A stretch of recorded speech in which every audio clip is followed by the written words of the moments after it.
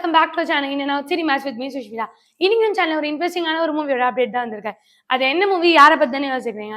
நம்ம எல்லாருக்குமே ரொம்ப ஃபேவரட்டான ஒரு ஆக்டரை பத்தின ஒரு அப்டேட் தான். ஆக்டர் ஆர்யா அவர்கள் தான். கொஞ்சம் ஆட்களா வந்து இவரோட படங்கள் வந்து எதுவுமே ரொம்ப பெரிய ஒரு ஹிட் ஆகல. பட் சார்பட்டா படம் வந்து இவருக்கு ரொம்ப பெரிய ஒரு கம்பேக்னே சொல்லலாம். இவரோட மேரேஜ்க்கு அப்புறம் நடிச்ச ஒரு படம் வந்து ரொம்ப பெரிய ஒரு ஹிட் ஆச்சுன்னா அது சார்பட்டா படம்.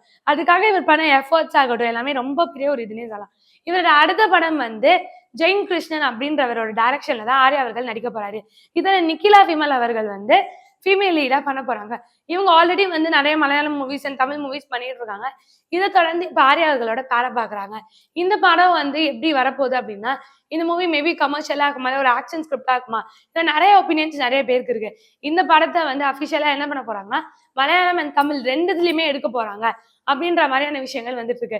இன்னும் நிறைய அப்டேட்ஸ் இந்த படத்தை பத்தி அப்கமிங்ல ரிவீல் பண்றோம். இப்போதைக்கு இந்த படத்தோட பூஜை வந்து நேற்று நடந்திருக்கு. ராமநாதபுரம்ல தான் இந்த பூஜை நடந்திருக்கு.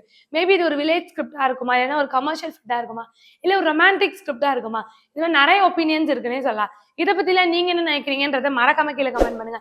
இந்த மாதிரி இன்ட்ரெஸ்டிங்கான சினிமா அப்டேட்ஸ்க்கு மறக்காம என்ன சினிமாஸை லைக் பண்ணுங்க, ஷேர் பண்ணுங்க, கமெண்ட் பண்ணுங்க, மறக்காம சப்ஸ்கிரைப் பண்ணிடுங்க.